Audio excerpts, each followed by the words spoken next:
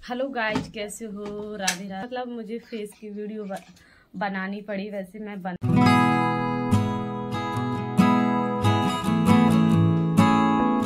नहीं रही थी, लेकिन मुझे कुछ बातें आप लोगों के सामने रखनी थी जिनको नॉलेज नहीं है, या उस अनुभव को आप लोगों के सामने शेयर कर रही हूँ। जिन महिलाएं, क्योंकि महिला मेरे से काफ़ी जुड़ी हुई हैं, तो मैं उन्हें कुछ प्रेरणादायक 2 शब्द कहना चाहूँगी कि आत्मनिर्भर बनना जरूरी है हमारे लिए, क्योंकि आजकल समाज हमें उस निगाह से देखता है कि हम किसी के पैर की जूती है।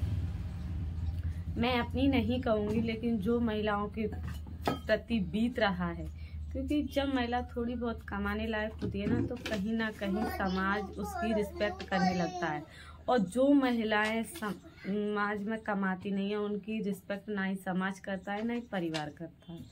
ये मानना होता है और सही भी है। जिसके पति सही रहते हैं उस पत्नी की भी जिंदगी ठीक गुजरती है। मैं फिलहाल कहूँ कि मेरी अगले साल ज्वाइनिंग हुई थी। देखो, मनीषा जैसे ही परिवार से मैं निकली हुई हूँ। जैसे मनीषा ने अपनी ग्रेजुएशन करने के लिए स्कूल पढ़ाने के बाद अपनी कॉलेज जा रही थी, मैंने एक बार नहीं, मैं 1000 बार गई हूँ, और मैंने ऐसे ही अपनी पढ़ाई कंप्लीट की है। इसी साल मेरी पढ़ाई है वो कंप्लीट हुई है। अभी कंचन का इंटरव्यू देखा था। कंचन निक्की की बड़ी बहन थी, तो उसने क्या क्या कुछ नहीं कहा। मुझे बताने की या मुझे बोलने की ज़रूरत ही नहीं है, क्योंकि आप सब परिचित हैं। तो इससे सीख लेनी चाहिए कि हमें ना, जो इंसान, हमारे संस्कार यही कहते हैं कि लड़की की जब शादी होती है नई नई, तो वो बताती है ससुराल के बारे में, लेकिन कोई उसकी बातों को विश्वास नहीं करता। कहता है अभी नहीं सुधरेंगे, बच्चे हो जाएंगे ना आपके, तब सुधर जाएंगे। लेकिन जो इंसान अभी नहीं सुधरा वो कभी नहीं सुधरा। ये बात रियलिटी है। तो मेरी जैसी महिलाओं के साथ या आपकी जैसी महिलाओं के साथ ये अत्याचार नहीं हो, तो कुछ ना कुछ करो। और अब तो बाहर निकलने का डर लग रहा है। जब हमारे माता पिता हैं वो हमें अनुभव देते थे। मैं अपनी ही बताऊं कि मेरी अगली साल ज्वाइनिंग उज्जैन में हुई थी, तो मेरे माता पिता ने बिल्कुल मुझसे मना कर दिया, और मेरे बड़े भाई ने भी मना कर दिया कि तुम बाहर इतनी दूर जॉब के लिए नहीं जाओगी, क्योंकि जॉब परमानेंट भी नहीं है।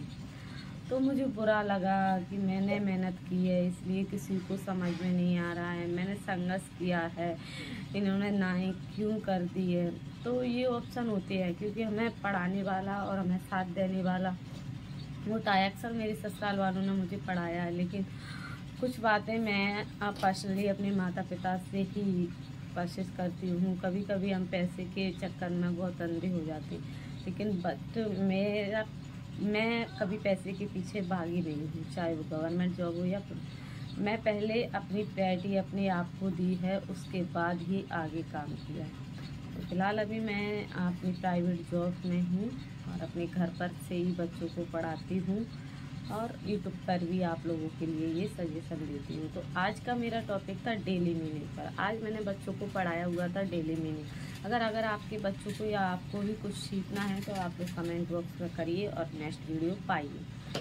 तो जैसे मैंने रिलेटिव, फैमिली मेम्बर नेम होते हैं हमारे, तो जैसे बच्चों मदर को क्या बोलते हैं? माता, फादर को पिता, सिस्टर को भाई, ब्रदर को भाई और सिस्टर को बहन, सन को पुत्र और डॉटर को पुत्री। ग्रैंड फादर माने दादाजी, ग्रैंड मदर माने दादी जी।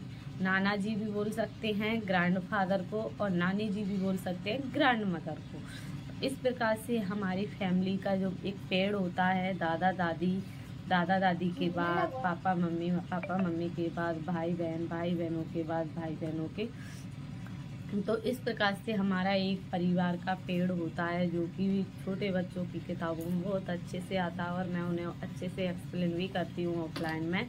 ऑनलाइन आप लोग जब मुझसे कनेक्ट होंगे तभी मैं आप लोगों के लिए प्रिपरेशन कर पाऊँगी। वैसे आप लोग बताइए मैं कैसे कर पाऊँगी। चैनल को सब्सक्राइब, शेयर करिए, और ऐसे ही daily meaning, Hindi, English, math के लिए चैनल को सब्सक्राइब कीजिए भारती कुशवाहा मोटिवेशन चैनल में। इस चैनल पर आप लोगों को आज से कुछ बेहतरीन कंटेंट ही मिलेगा।